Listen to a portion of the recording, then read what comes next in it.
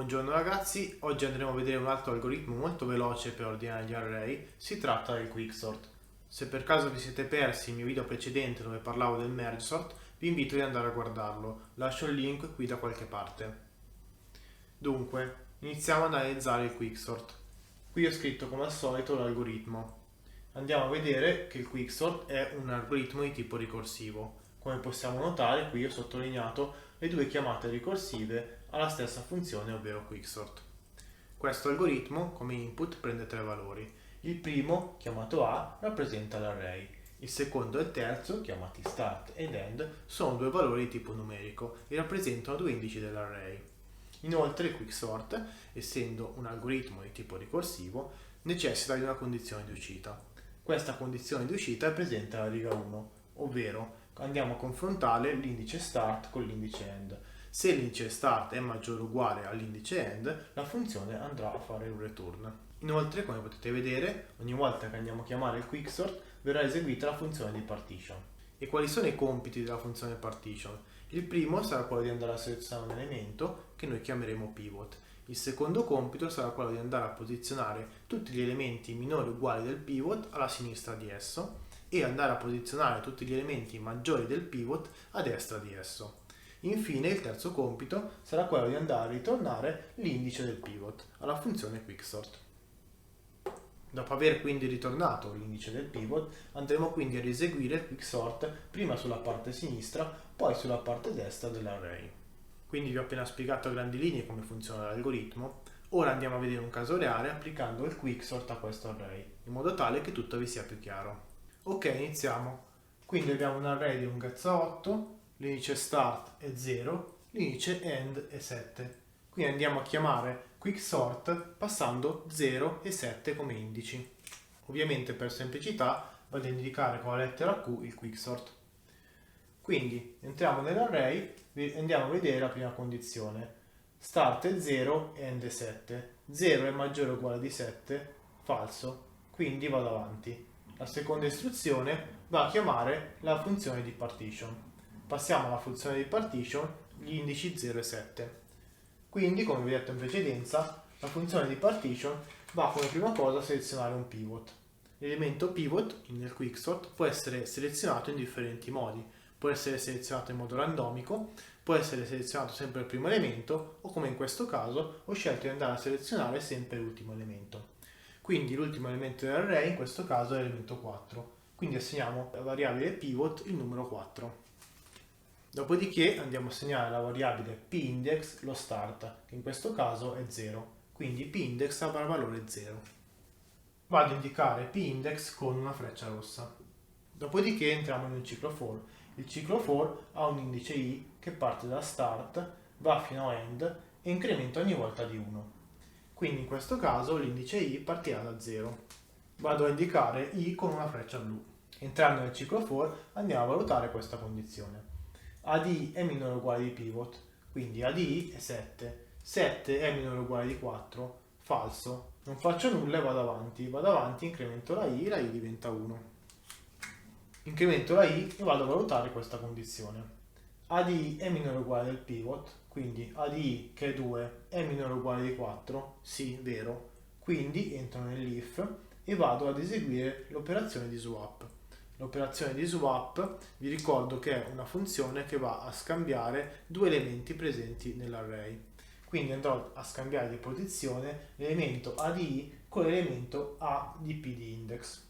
Quindi in questo caso andrò a scambiare di posizione il 2 col 7. Dopo aver scambiato di posizione il 2 col 7 vado a incrementare P di index di 1. Dopo aver fatto ciò continuo il mio ciclo for e la i diventa 2. Dopo aver quindi incrementato la i entro nella condizione e verifico se A di i è minore o uguale al pivot. Quindi in questo caso andiamo a verificare se 1 è minore o uguale di 4. La condizione è vera, quindi faccio l'operazione di swap. Vado a scambiare di posizione l'elemento in posizione i con l'elemento in posizione p di index. Quindi vado a scambiare di posizione l'1 col 7. Dopo aver scambiato di posizione l'1 col 7 vado a incrementare p di i. P di i diventa 2, rientro nuovamente nel ciclo for, i più i diventa 3. Vado quindi nuovamente a confrontare A di i col pivot. A di i in questo caso è 6. 6 è minore o uguale di 4, falso, quindi vado avanti, i diventa 4. Di nuovo entro nella condizione, verifico che 8 è minore o uguale di 4, falso nuovamente, vado avanti, i diventa 5. I diventa 5, verifichiamo che 5 è minore o uguale di 4, falso nuovamente, incremento la i che diventa 6. Verifichiamo che a di 6, quindi che è il valore 3, è minore o uguale di 4. In questo caso è vero, vado quindi a fare lo swap tra il 3 e il 7. Dopo aver fatto lo swap vado a incrementare p di index che diventa 3. Rientro nuovamente nel ciclo for, i viene incrementato di 1 e diventa 7. La condizione i minore di end è falsa, quindi esco dal ciclo e vado ad eseguire l'operazione di swap. L'operazione di swap va a scambiare di posizione l'elemento in posizione AP di index con l'elemento A di end. Quindi andiamo a scambiare di posizione il 6 con il 4. Dopo aver scambiato di posizione il 6 con il 4, vado a ritornare p di index, che in questo caso p di index è uguale a 3. Quindi dalla funzione partition abbiamo ritornato l'indice 3. Prima di andare a chiamare il quicksort con il nuovo indice, andiamo a notare che il numero 4 è stato posizionato nella posizione corretta. Quindi andiamo a sottolineare il 4 di verde. Andiamo a chiamare il quicksort con gli indici 0 e 2, perché vi ricordo che p-index era 3, quindi 3 meno 1 uguale 2. Ok, ho appena ricordato qui la porzione di array su cui andremo a operare, su cui andremo a eseguire il nostro quicksort. Vi ricordo che questo array non è un array nuovo, ma è semplicemente uno snapshot dell'array originale. L'ho scritto qui ovviamente solo per comodità, poi andremo a riportare il risultato nell'array originale. Ora andiamo quindi a eseguire il quicksort con start uguale a 0 ed end uguale a 2. Entriamo nella funzione e vediamo che start non è maggiore o uguale di end. Quindi andiamo avanti ed eseguiamo il partition. Partition ovviamente con gli indici 0, 2. Quindi come prima cosa andiamo a selezionare il pivot. Pivot è uguale a di end, che quindi il pivot in questo caso è uguale al numero 3. Dopodiché vado a assegnare a p-index il valore di start, che è 0. Entriamo nel ciclo for, vado a segnare il valore di start, che è 0. Dopodiché entro nella condizione e vado a verificare se a di i è minore o uguale al pivot. Quindi 2 è minore o uguale a 3, vero. Essendo vero, faccio l'operazione di swap.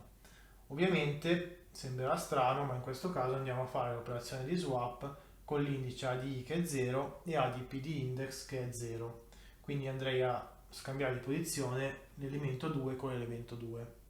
Sembrerà strano, ma in realtà è corretto così, perché vi ricordo che stiamo andando a mettere tutti gli elementi più piccoli del pivot alla sinistra del pivot e tutti gli elementi più grandi del pivot alla destra del pivot. In questo caso potete facilmente notare che questo array fondamentalmente è composto da solo elementi minori o uguali al pivot, quindi fondamentalmente non andremo a cambiare di posizione nulla e andremo quindi lo stesso ovviamente a eseguire l'algoritmo. Altra operazione, andiamo a incrementare l'indice p-index di 1. Rientro nuovamente nel ciclo for e incremento l'indice i di 1. Entro nella condizione e vado a verificare se 1 è minore o uguale di 3. È vero, quindi vado a effettuare lo swap tra l'elemento 1 e l'elemento 1. Dopodiché vado a incrementare p-index di 1, che diventa 2. E infine vado a incrementare anche i di 1, che diventa 2. La condizione è falsa, quindi esco dal ciclo. Prima di concludere vado ad eseguire l'operazione di swap tra AP di index e A di end. Quindi andrò a eseguire l'operazione di swap tra l'elemento 3 e l'elemento 3 stesso. Dopodiché vado a ritornare P di index. P di index in questo caso è 2, quindi andrò a ritornare 2. Dopo aver completato l'operazione di partition, vado a riportare nell'array originale, come vi ho detto in precedenza, le modifiche che ho fatto in questo snapshot. In questo caso non ho fatto nessuna modifica, quindi non modificherò neanche l'array originale. Però posso dire con certezza che il 3 è nella posizione corretta. Ok, vado avanti, andrò a chiamare quicksort con gli indici 0 e 2-1, che in questo caso è 1. Quindi andrò a chiamare quicksort a 0, 1. Quindi andiamo a chiamare quicksort con gli indici 0 e 1. Entriamo nella condizione, verifichiamo se questa condizione è vera, è falsa, quindi andiamo avanti e chiamiamo partition con gli indici 0, 1. Prima cosa, come vi ho detto in precedenza, andiamo sempre a decidere il pivot. Il pivot è A di end, quindi A di 1, che quindi in questo caso è il valore 1. Poi andiamo a assegnare a p-index il valore di start, quindi andiamo a assegnare a p-index il valore di 0. Dopodiché entro nel ciclo for, vado a assegnare a i il valore di start, che è 0. Condizione a di è minore o uguale a pivot, quindi 2 è minore o uguale a 1, falso, e vado avanti. Incremento la i, che la i diventa 1. La i diventa 1, la condizione è falsa, esco dal ciclo. Vado a fare swap tra a di p di index e a di end. Quindi andrò a fare l'operazione di swap tra 2 e 1. Dopo aver fatto l'operazione di swap vado a ritornare p di index, che è 0. Ritornando alla funzione partition vado a riportare questo snapshot nell'array originale e come vedete abbiamo ordinato anche questi due elementi. Andiamo avanti, abbiamo ritornato dalla funzione partition p-index che è 0, andiamo a chiamare nuovamente quicksort. Questa volta quicksort verrà chiamato con l'indice start che è 0 e con l'indice 0-1 che è -1. Quindi verrà chiamato quicksort con 0 e -1. Andiamo quindi a eseguire ancora la funzione di quicksort con gli indici 0 e -1. Entriamo nella funzione e vediamo che start è 0 ed end è -1. Quindi questa condizione è vera e ritorna subito. Ritornando subito andiamo a riprendere l'esecuzione dove ci eravamo fermati in precedenza. Il secondo quicksort lo andremo a eseguire con gli indici p-index, p1 ed end. p-index vi ricordo che in questo caso era 0. Quindi andremo a eseguire quicksort con i valori 1 e 1. Quindi andiamo a eseguire l'operazione di quicksort con gli indici 1 e 1. Entriamo nella funzione e verifichiamo che start è maggiore o uguale a end. Start è 1, end è 1 e andiamo subito a fare il return. Quindi avendo fatto l'operazione di return abbiamo completato il quicksort per gli indici 1 e 1. In precedenza avevamo completato anche il quicksort per gli indici 0 e -1. Avendo completato questi due quicksort possiamo dire completa anche l'operazione di quicksort per gli indici 0 e 1.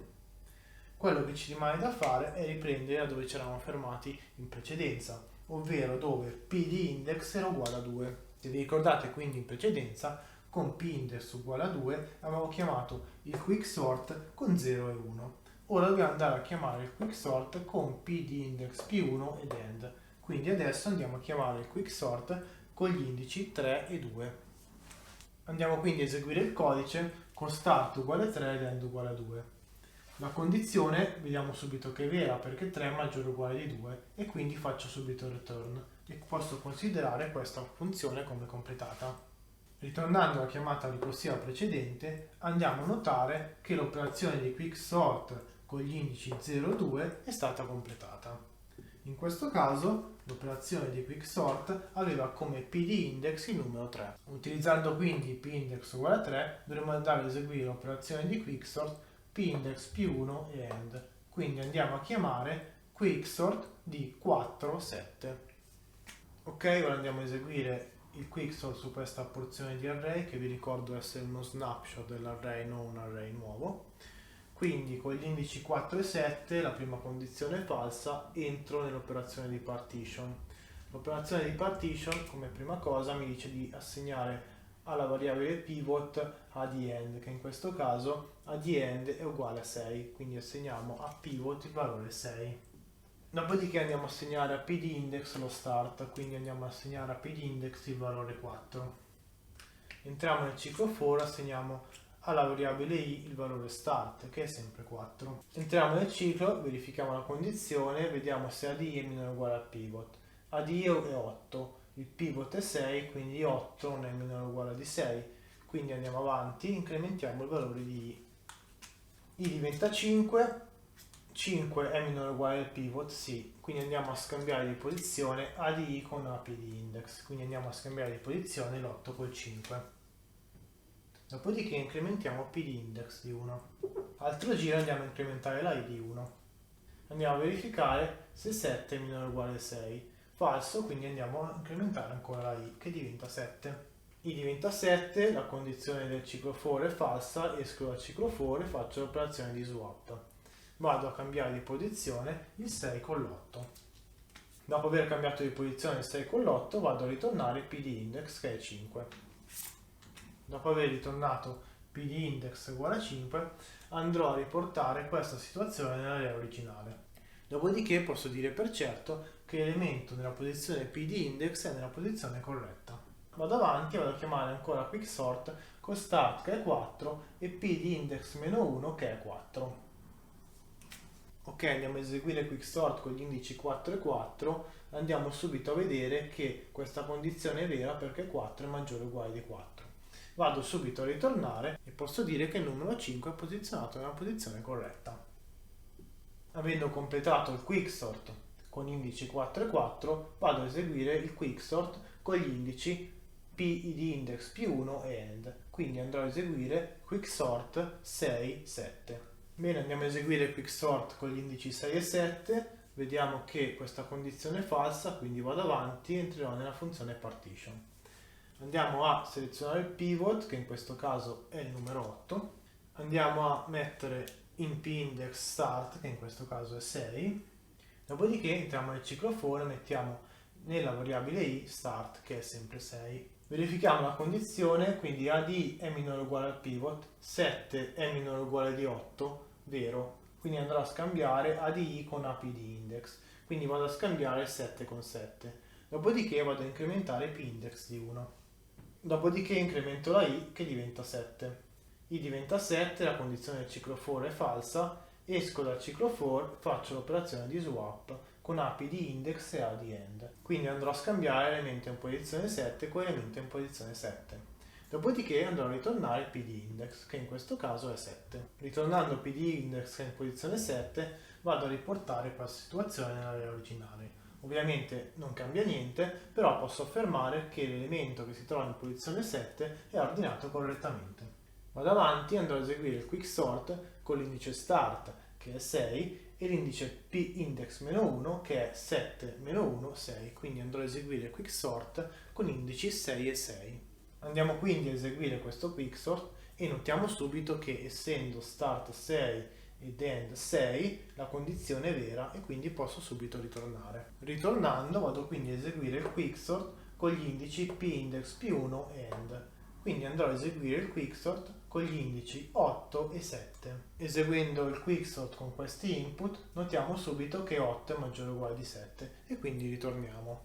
Ritornando notiamo che abbiamo completato il quicksort per gli indici 6 e 7 e a sua volta anche questa funzione ritornerà alla funzione ricorsiva precedente e quindi abbiamo completato anche il quicksort per gli indici 4 e 7.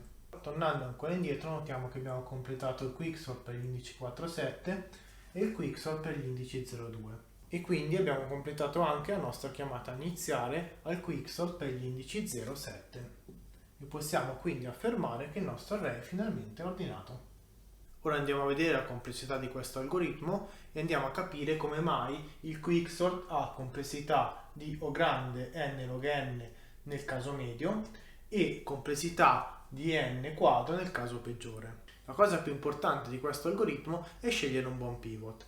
In questo caso, se noi andiamo a prendere per esempio un array già ordinato e andiamo a scegliere come pivot sempre l'elemento finale, noterete facilmente che andiamo a fare un numero elevato di operazioni, andando quindi ad arrivare al caso peggiore che è O grande di n quadro. Ovviamente potete anche ben immaginare che questo scenario ha una probabilità molto bassa di accadere. Inoltre possiamo ulteriormente abbassare la probabilità di far accadere lo scenario peggiore andando a scegliere un pivot in modo random. Quindi se noi andiamo a sostituire questa operazione con una scelta del pivot in modo random tra gli indici start ed end, andiamo a escludere praticamente il caso peggiore e quindi andiamo a ricadere sempre nel caso medio, che è O grande di n log n. E il motivo per cui è O grande di n log n lo vediamo subito. Dunque, la funzione partition ha complessità O grande di n, perché al suo interno abbiamo un ciclo for che va da start a end, quindi possiamo dire che questo ciclo for viene eseguito n volte. Le altre operazioni che sono presenti sono costanti. Quindi la complessità del partition è O grande di n. Per quanto riguarda la parte ricorsiva, se avete visto il mio video precedente, noterete una similitudine con MergeSort. Se andiamo a prendere in questo caso come p-index l'elemento medio, andremo quindi ad applicare il quicksort prima dalla parte sinistra dell'array, poi dalla parte destra dell'array, così ogni volta in modo ricorsivo, dividendo sempre per 2 l'array. questa operazione di divisione per 2 ogni volta è appunto un lavoro di tipo logaritmico, quindi la complessità nel caso medio e nel caso migliore del quicksort è appunto O grande di n log n. Facendo quindi un paragone col merge sort, che ha sempre complessità O grande di n log n, sembrerebbe che il merge sort è un algoritmo migliore rispetto al quicksort, ma in realtà questo non è propriamente vero, perché come prima cosa il caso peggiore del quicksort avviene con una probabilità veramente bassa, quindi possiamo escluderlo usando una versione randomizzata del quicksort che va appunto a scegliere un pivot in maniera random. L'altra cosa molto importante da sottolineare è che il quicksort è un algoritmo in place, quindi non utilizza extra memory, non utilizza un altro array come nel caso del merge sort. Tutte le sue istruzioni vengono effettuate nell'array stesso, ed è anche questo appunto uno dei motivi per cui gli algoritmi di sort di molti dei linguaggi di programmazione hanno sotto un'implementazione del quicksort. E questo è tutto. Se siete interessati al codice del quicksort lo trovate in descrizione, lasciate un like, iscrivetevi al canale e ci vediamo al prossimo video. Grazie mille.